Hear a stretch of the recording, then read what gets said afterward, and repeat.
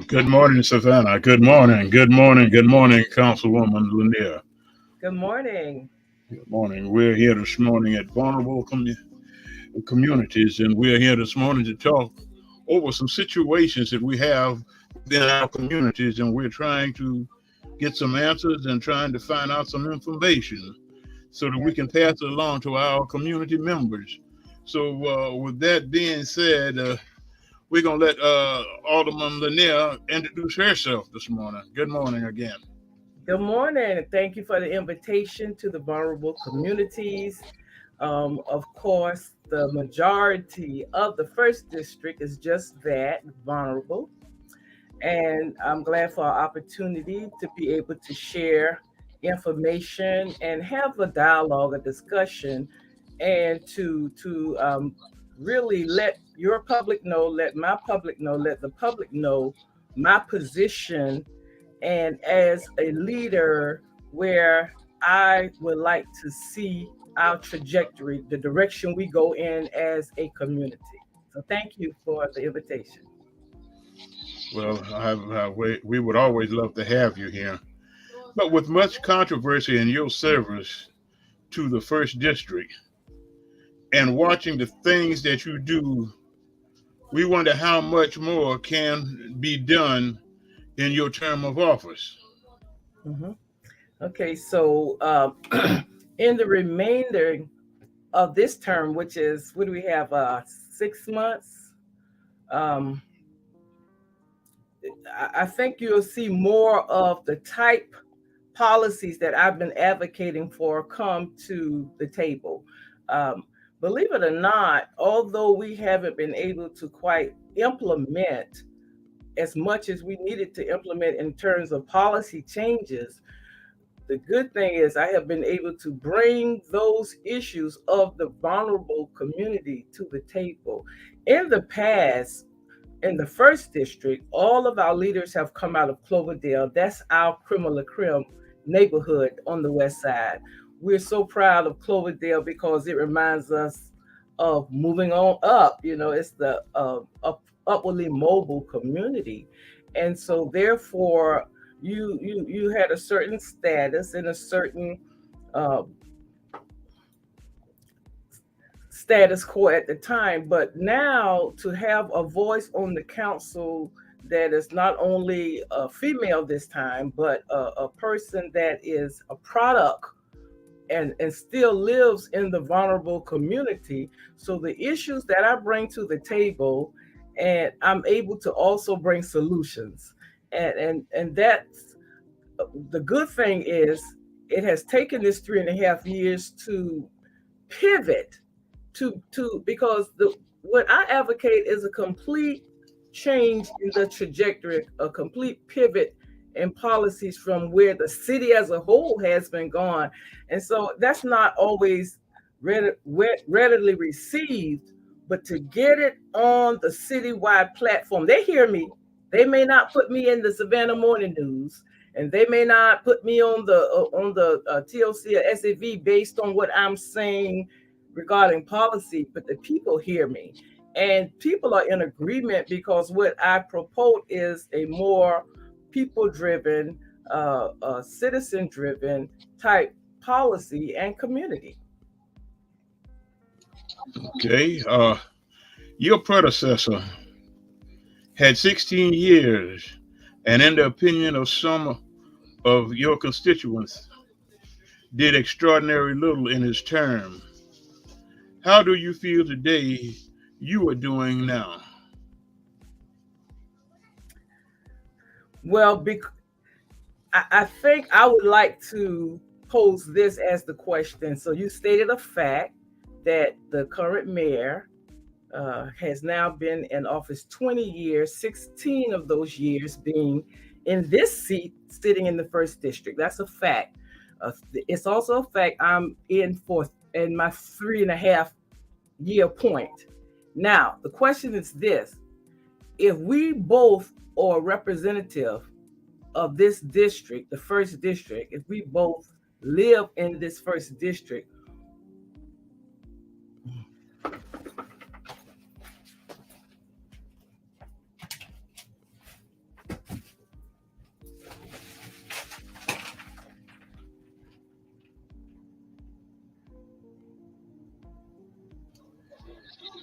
We had some kind of interruption there, but Alderman Lanier will be back shortly. I think that we were talking about 16 years of service from a predecessor that her constituents wasn't pleased at all. In fact, living in the first district, there's a lot of believed to be deserved. So we have to look and see what is going on to find out. If you could give me a second, I think you could hear me. I got a power cord coming in. That should help. All right. Yeah. So we living in the first district myself. There's some things that we look at that needed to be done for a while. Go ahead, Alderman. I apologize. I had to get my power cord, but I think it's important for all of us to ponder on this. These two leaders, one at the 20-year mark, one at the 3.5-year mark, and still the people don't see any movement in the district. What's the problem? Now, this new leader, that's me, and the 16-year leader, why aren't we voting together, up or down? Why are we voting like this? There's your problem. Why aren't we together? I challenge anyone to question, why aren't your two first district 20-year and 3.5-year leaders, why aren't we voting together? Somebody's out of sync, because if we had those two moving together, then we could do something. That's your question. Now, when you answer that, based on the policies that I have proposed in the 3.5 years that have not made it to daylight, and a few have, and the 16 years of what we got then, look at that. Maybe my policies haven't been implemented, and that's by design, because you need 5 votes to move anything. Johnson and Lanier should be voting together, those same two. So therefore, we need how many more? 3 more. We got Blakely, we got Gibson Carter. So we should automatically have 4 people voting and pulling for the first district. We should have 4, and let us go out and get 5. Come on, Shabazz. Come on, Leggett. Come on, somebody. Help us pull up the rear to get some policies passed for the first district. But when you got those 2, 3 of those people actually pulling one way, and the others going the other, that's your question. So therefore, it's a leadership. It's a leadership and strategic direction that's being chosen. None of this stuff is by happenstance. This is by choice, by design, Mr. Irwin. Well, I tell you, as you ride through the neighborhoods, in the first district, there's a lot of neighborhoods that need speed bumps and all those kind of traffic control. You go to the east side of Savannah, you find speed bumps everywhere. You're tripping over them. Some of them don't even make sense because they're in areas like little roundabouts that's so tight you can't even navigate your vehicle around them. But I understand what you're saying. But let me say this. The problems that persist on the west side, the ones that you name, and I have a stack and a file and a list of others, not things that I thought of, but when I sit down with the presidents and the vice presidents and even people who aren't members of the associations, we know the problems. So therefore, let's document these problems. When I first got in office, I created a form that was a neighborhood assessment form, and I gave it to all the neighborhood association presidents and their boards for them to fill out to tell me what their problems were in terms of the roads, the speed bumps, the drainage, the trash, the anything. my baby, my desires about economic development, but these were everyday basic quality of life services that people expect that weren't happening at the level that they should have been happening in. Indicative of low wealth, marginalized community. Well, we were seeing these things. Every ism or every case study that you could read about in a sociology book that creates conditions that make neighborhoods poor and impoverished exists on this west side. So nothing that ails us that we cannot cure with some policy initiatives and some putting the resources where they really need to go. So I have submitted those forms to management.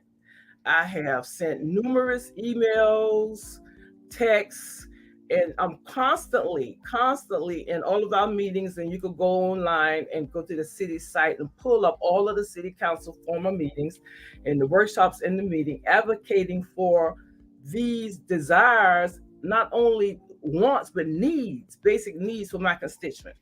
So I say that to tell you everything that ails us, they know about it downtown. It's no secret. My mouth is open and I'm telling them I am the spokesperson for this district, and they know because of this mouth and these fingers what ails the district. Now, the question is, after it leaves me and go to them with no uncertain doubt of what the people need, what happens then? That's what's broken. Let's figure out why when I introduce these initiatives or make these requests that there's no satisfaction. Now, because I could go put on my coveralls from the riverfront and go out there with a sledgehammer and some shovels and rent a backhoe and do it myself, because I've done everything else that I'm supposed to do as an alderwoman to take my people's initiatives to the table. Now, let's find out what's broken downtown in City Hall. One thing is this. We have a change in the rules of council that require 5 votes. And if I only have 2 other sisters on that council that I can depend on, Alderwoman Keisha Gibson Carter and Alderwoman Alicia Miller Blakely, to have my back when I take my people issues to the table, if I only could depend on their votes, that's your problem right there. You guys I agree with you wholeheartedly. All right, so what's next for District 1? I know that we have been advocating on the west side for a long time for supermarkets in the district. What does it look like now? Let me say this, Mr. Irwin. I just have to be straight up. I have never been one to advocate for the grocery store. I have been an advocate for a community market, a huge live market that's occupied by our local urban farmers, occupied by our local produce vendors, occupied by our regional farmers, jobs being created, connected to an entrepreneur center where people can go in and not only get into a food-related business or a fresh food source-related business, but they can start any kind of business that their creative minds can imagine. That's what I'm supporting. I'm supporting the training center in the same area, but that's another project right now that's on the table on the west side. But I'm supporting the market because what it does is keep our dollars local in this corridor. There are 10 neighborhoods in this corridor, and that waterworks buildings sit in that canal district, sit right there smack dab in the center of 10 neighborhoods in a corridor that had always from their beginnings been underinvested in. So the elders before me, the leaders before me, they advocated for an investment with city leaders at the time, and they were promised an investment in order to draw public investment. They were promised a private investment, and it came in the in the sense of an arena in a canal district. That's the investment. So that investment is intended to upbuild this corridor, to upbuild these neighborhoods, to upbuild our community, and in this case, our Black community. It's not meant to push us out so another community could come in. So therefore, where are our policies to make sure that we maintain the people who live here, and so people could age in place, build wealth in place, and make their equity work for them because of the investment that was made. That's the work. Those are the policies that we're supposed to be putting in place, and those are the type policies that I have been working on and submitted to councils, like those like gentrification exemption, rent management. These are the type policies that we need. Folks being able to tap into the affordable housing fund to adequately fix their homes. So these are the type policies that I've been presenting that will help people up. And in addition, fighting for drainage equity. That's maybe the best way I could put it, because it's been systemic racism and structural racism is the reason that we have the drainage problems, and so therefore we really need to place equity and putting the resources where they need to be. It's going to take a great sum, but we're not acting like that's our priority, and it should be. You mentioned affordable housing just now.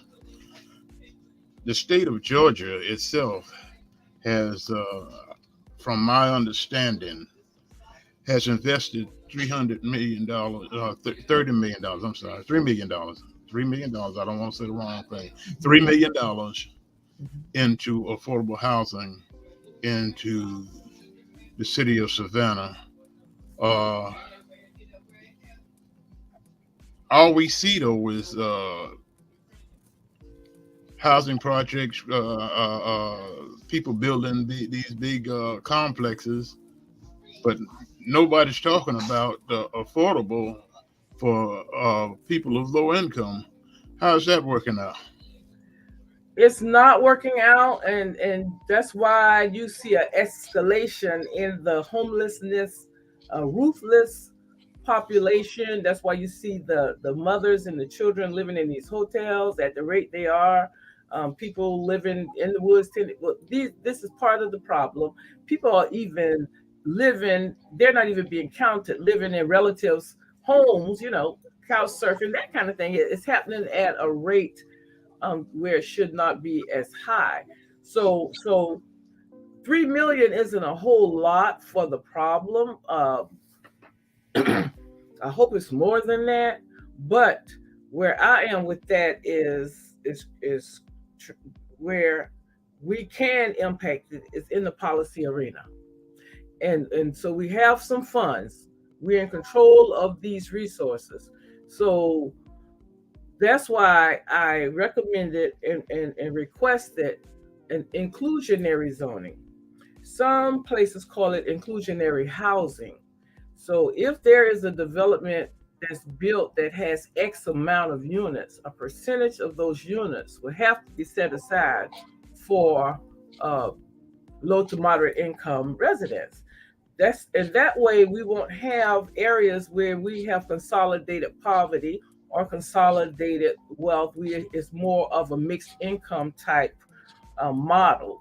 And it's one that brings equity because all people at all income levels need some place to stay. So these are the type policies that I have been presenting that will help us drive, manage the part that we can manage to help with the homelessness or the affordability piece of the puzzle.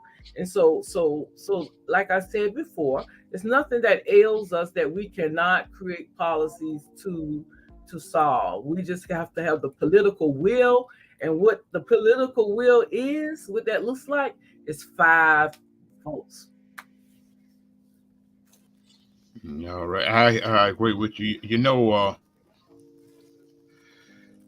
We have we sit back a lot of time, and a lot of people say, "Well, we're not doing nothing at A. Philip Randolph Institute," but we've been in meetings with different people, and we understand that there are programs that even the state has had, that the state have, that they would come in and help as far as tax breaks to help with affordable housing. Uh, but they don't seem to have the like you said, that you don't have the 5 votes, and they don't have the city volunteering to help. So how do we solve this problem? Well, I don't want to be just crass, but remember in November, I hear you. that's where your political will come from. And I'm gonna say this: we cannot solve these issues. We've been sitting on these things. We know all about it. I'm sick of talking about what the problems are. We know, everyone knows. I'm talking about solutions, and we bring solutions to the table. We bring viable, best practice policies and solutions to the table, and they're not being met and embraced and applied. Let me give you an example, Mr. Irwin. So about 2 months ago, the good folks on River Street decided they wanted a community investment district. It's a good policy for a wealthy area where they could tax themselves more to reinvest that money into infrastructure and certain things. And so it's really good. I'm not hating on the policy. It's a good policy. But my thing is this: I heard about it for the first time about 2 months ago in the Savannah Morning News, and we've already voted on it and it's passed already. So I have been, asking and submitting policy initiatives and solutions from day one, not before day one, before I ever even got elected, and everything that I brought, most of it has been thrown out. But I've seen some semblances of some of my requests and some other things, but it watered down, not really getting the intent of the of what's been recommended, So now we're back to the systemic piece. When we water this stuff down, we got to do it right. So these are some of the problems that we face. So when you all come to the city and your I's are dotted and your T's are crossed, because that's what we do, then you have to have advocates and that political will. If it's something that would benefit the people, and if it's something that will benefit the community, and then it's something that we should support. And we haven't really been operating that way, and that's why we need a different strategic plan with the next council.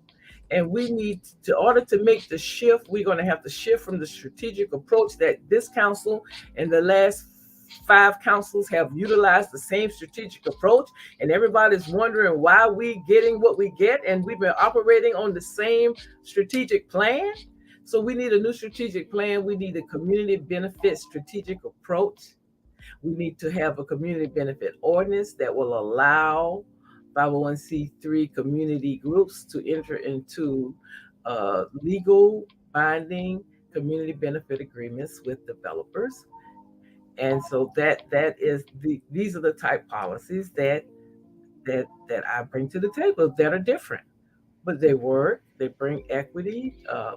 We need to revisit everything we have on the books to make sure that it's take out the bias, put the public's eyes on it, and let's clean up our government and make that shift so we could create this generational wealth with all of this new wealth coming through Savannah. You mean to tell me that you think we right here built Savannah, live right outside a stone throw from City Hall, and we're not going to reach out there and create this and grab some of these billions and these millions and create some young Black billionaires and millionaires and build generational wealth? And back to your grocery store comment, see, that grocery store to me is like a big vacuum hose reaching down into community to our stomachs, just pulling everything out, bad food, bad choices, nothing fresh, and all of our produce and product is going back to the top of that pyramid. To talk about the pyramid, I can't wait to do that one. But all of that is going back to the top, to one owner or board or whoever in some other city or somewhere.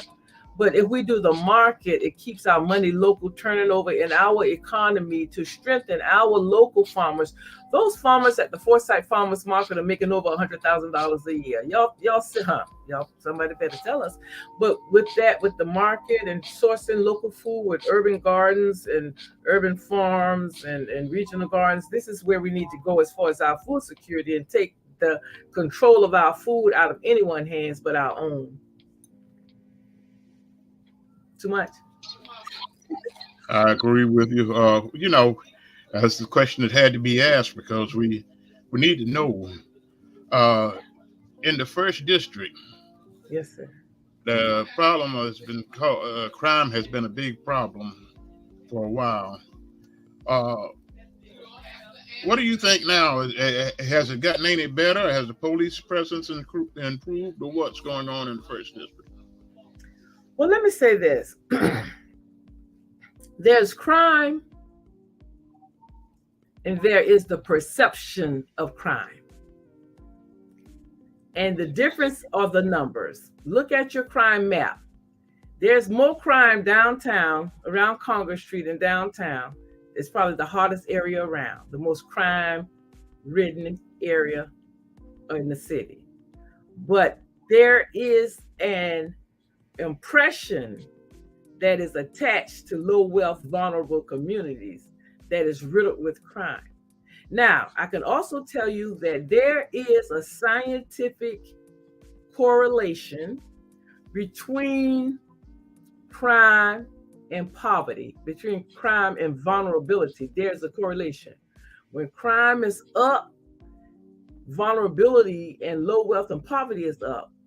When you have when the vulnerability is down and you have more resources invested, crime is down. And there's science and there studies that prove that. So our poverty in the vulnerable communities have been so high. We got some little areas of 80 and 90% around Yamacraw. And then you have an average of 30% poverty in West Savannah. Our crime has been so high that our poverty has been so high. Some places around Yamacraw, 80 and 90% and 30% in West Savannah, the poverty. Then you would think that the crime would be through the roof to match that. But it's not. Look at the numbers. We have incidents. We have a lot that happen that property crimes. The kids get in these cars because they learn how to do it from the internet, and so that's everywhere. So we have those things. Property every now and then. We have a gun-related crime. My family, we've been victim to crime. But it's not a crime-riddled community, especially if you look at the proportion of crime to poverty. The crime should be off the chart because the poverty is, but the crime is not. So therefore, you're talking about good people. We don't want the crime, but we need the resources to deal with the poverty. If we dealt with the resources, we wouldn't probably have zero crime because we're too busy being about our business. You said that, and it brings about the thought of all the infrastructure work that's going on in the first district. And we have big plants out there, the old Union Camp, the port, everything else out there. But we have, if we look at the construction jobs where our people should be working, when we go on the job sites, if you look at the car tags, you find more Alabama, more Texas.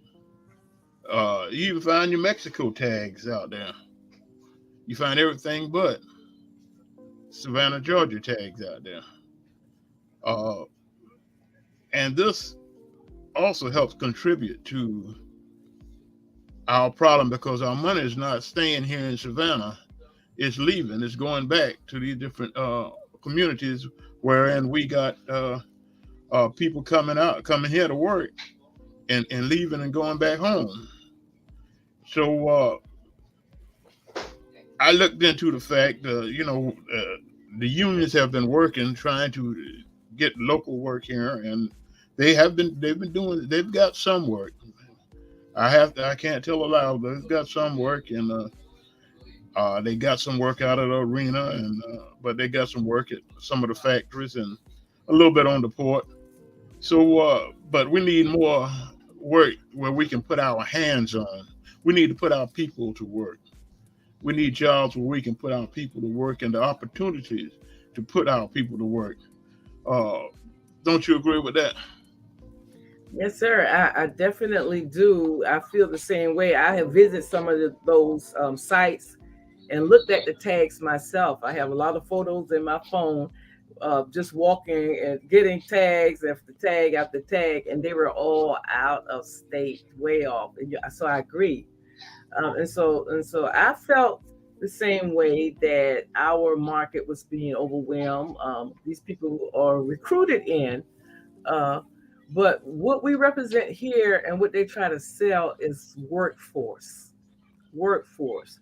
The workforce include the union. It include the unemployed, the underemployed. You and I both know that there's a whole workforce out there that's not really tapped into being in the pipeline to go out to the car factory. And that in itself, my friends, is power. You got the Air Force, you got the Army, you got all of this force, you got the Space Force, you got workforce. Workforce has its own power that they don't even know how to use. They have used it to someone else, in the wrong way. So I'm saying that to say I do see all of those tags and everything on those jobs, but we are in such a position to create, some jobs and put our people to work, with the money's in the economy, with the need of the housing, and it's going to bring other retail and commercial opportunities. There's so many opportunities that we just need a business center like the Waterworks building with the entrepreneur center and we just need an area to get our people up, put them in line for those type opportunities to create these other uh, income streams, revenue streams. With all of the growth that's going on, there's so many opportunities here that we're not even tapped into, and that's what we need to and want to do. And we can't cry over what we cried over yesterday or last year. We got to jump in there with both feet and be about it. And the opportunity is here, but your leadership at the top is going to determine that, or it's going to be status quo, business as usual. If y'all like it, I love it. If you want that business as usual, but if y'all ready to pivot, remember in November, and I'm sorry to sound like a cliche, but that's just the main thing. We can't get there with this team. And we should be getting there right about now. We should be getting there, but not with this leadership. We got to change some things. If y'all ready, because my kind of leadership represent us going this way, creating these young millionaires, creating this new economy, getting these equity policies in place, locking folks down, all this stuff being built. It's being built now, but we don't know who's going to be in it, but we got to position ourselves, because when you look around these electric cars and these high rises, you're going to see, people look like us. So we can't cry about keeping it one way. We got to jump in there, but the opportunities are all around us if we know how to line our strengths, align them and do it. And that starts with the political will at the top. I agree, but I'm gonna make this statement, then I'm gonna move on to the next question I got for you. When we talk about the workforce, Savannah has an ample workforce. We just don't. We're not able to get the jobs here to bring the people home. We have a workforce that's second to none in the city of Savannah. Our unions have people spread out all across the United States because they can't get work right here in the city of Savannah. So if they could get the work here, we could put the money back into Savannah like it should be done. Now, I have a big question Let for me you. say, let me just say We're this. running close We can to get the our work time. here. We can get it here. We can do that. Don't say we can't. We can. We can do Yeah, it. Okay. we're gonna do it. We're gonna do it. Uh, Everyone has been talking, and everybody is looking and waiting for the final decision. And if I missed it, then I need to be shot in the head on the weeping times. What can you tell us about the Weeping Town? What is the big picture uh, for that property? The property that most people refer to as the Weeping Time, they're thinking about the old Bartow piece, and that is the piece that the Salvation Army purchased for whatever purpose. Uh, and so that is a piece of the Weeping Time property. But the largest piece that was still intact is the Bradley Lubber Company piece, just to the south of that piece, and that was sold back in December to a real estate firm. And so now the mayor is saying he has something working about a slave museum, and that should be the last thing we want in the heart of our community. Why in the world would we want a darn slave museum to ride past every day in the heart of our community? We know what we need. We've all, so that's not what we need. And it's unfortunate that we, have to fight again for this land to be preserved in the way it should be preserved, and to be utilized and as a benefit to this community that we deserve to have it benefit this community, since it has represented such a horrid time. Let it be a benefit. Let us memorialize, going forward. And we don't need to be reminded with the slave museum. They put it in Brooklyn. Wow. So it still hadn't been settled, but some people are working behind the scenes, and the mayor obviously working with them. So we probably gonna have to end up out there in front of those bulldozers laying down for them to do the right thing. And or just remember in November, please, if it's just for that one reason, remember in November we need some new leadership so we could do the right thing by all of the people, the citizens, the residents of Savannah. Wow, I tell you, it's amazing to think the statement you just made is something that should run on everyone's mind. Why would we need something to remind us of slavery? It's just something that, it irks me sometimes to think about it. So, but what the conversation have been for the last 20 years. Not 20 years. We learned about it around 2006, so it hadn't quite been 20 years. Is that we'll put something there that benefits. It's in the heart of the three neighborhoods. If you look at the map and you take, the three neighborhoods touch at a point. That's the point. The Weeping Time property. So it's at our heart on West Side and West Savannah. It's at our heart.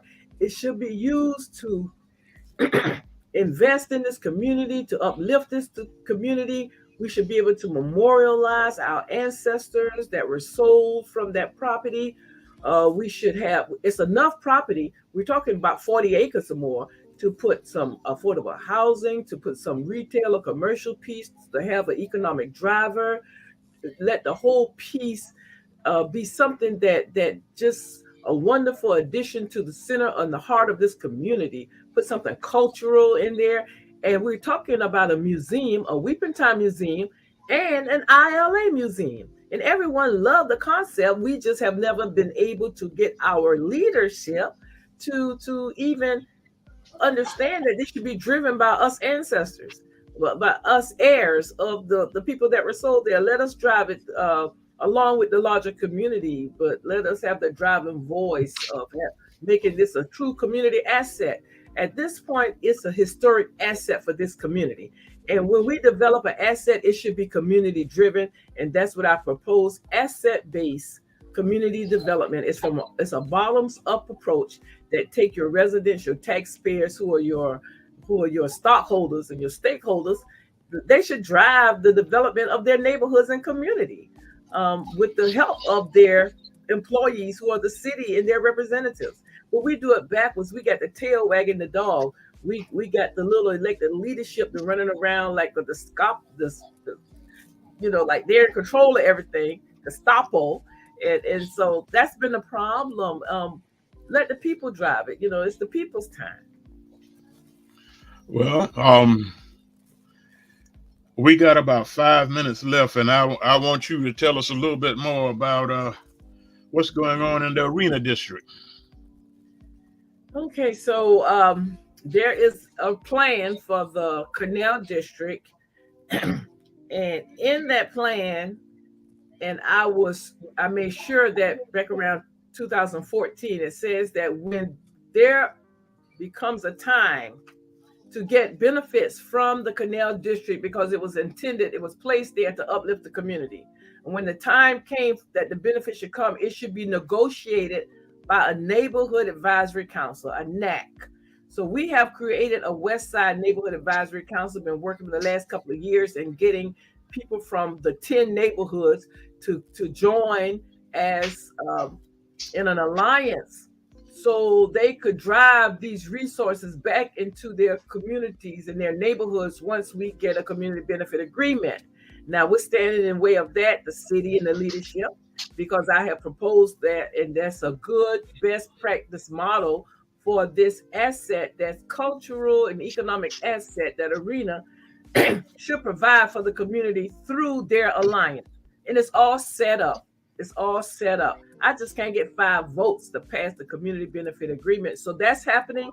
We got to get it now. I tell my people this, please, you all, if you take nothing else away, going forward on the west side of Savannah, the 10 neighborhoods in the Ivory Bay corridor, the 10 neighborhoods from the river to Ogeechee Road, the 10 neighborhoods, whoever or whatever entity controls that waterworks, that market and entrepreneur center, they're going to control the economics of this whole side of town.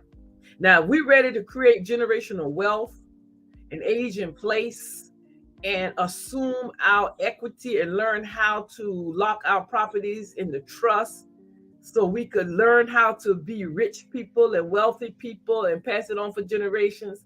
If y'all ready to do that, then remember in November, we need to pivot. We have the policies in place. We got the Canal District plan set up. We got the Waterworks building, just got $20 million that we need to leverage. We got smart young people brilliant at the table who need jobs. I don't want no job. I'm just trying to get it set up because that's our charge. We got to make sure that this foundation of some new economic institutions are so strong for the people coming behind us that we'll just be sitting back on the beach and knowing that they have a foundation that they can work from that create the wealth they need to secure their children and grandchildren. And the white folks even have to understand that it's a good thing, because when Savannah catch a cold, we catch the flu. And so therefore, when we do well, they're going to do even better. And so because why? A rising tide lifts all boats. So we all could do better, and it's coming, and we're going to get ours, hook or crook. We're going to get ours. That's the way we built. And it's a time you all going to have to get used to knowing there are Black millionaires living next to you in town, up in those high rises, driving these cars around town, because that's what's going to happen. So let's pull on this thing together so we can get this infrastructure strong, so we can bring the clean jobs, the technology jobs, the creative jobs. We ready. We got some brilliant young people out there. They're depending on us, and we can't let them down. All right, I tell you, it's there for us. All we have to do is follow through on some of the things that we've put in place. The one thing, and this is going to be the last thing that I'm going to talk about, and I need you to do this one quickly for me. Ogeechee, where they have this salvage yard at. Have you been through there lately, early in the morning? When all those trucks are out there, that is about a death trap. It's a horrible situation there. They're smothered in with their environmental problems with the Geechee, with the truck place and with the concrete place. You got Tremont Park next door with the problems with those dirty industries next to them. You got problems over in Woodville with the trains and with the businesses blowing on them. Hudson Hill is suffocating to death. We're losing people actually dying because of the trucks in the port and Colonial Oil and International Paper. So we have a pandemic on the west side, and the people have been crying out. And we got $100 million about to be spent on North Lathrop Avenue, right next to Hudson Hill, with the new break bulk port. And nobody's saying anything about it. Colonial Oil and Norfolk Southern Railroad together. We got some life and death environmental issues in the city of Savannah, and they created their environmental department based on that. And now they're talking about sustainability and zero carbon, and that's okay. But they started out with environmental justice with us in order to even get monies to set up, and now we out here dying. But yes, sir, I saw the problem there with the truck, and it's a part of a larger problem, and it's a national problem for these near-port communities, and we're crying out for help. Yes, ma'am. Alderman Lanier, Alderwoman Lanier, not Alderman, Alderwoman Lanier, we want to thank you so much for joining us this morning. It has been a pleasure to have you on our program, The Vulnerable Community, this morning. And we hope that our listeners and our viewers got a whole lot out of this conversation this morning, because it is something that we have to do. We have to bring the information. We have to take it to the community, and we have to make sure that they understand what is going on here in the city of Savannah. So we thank you very much, and we look forward to having you here again. So we're so proud that you're doing the work that you're doing, and continue to do the work that you're doing. So we thank you very much, and to everyone else, y'all have a blessed day. Turn up the fight. Turn up the fight.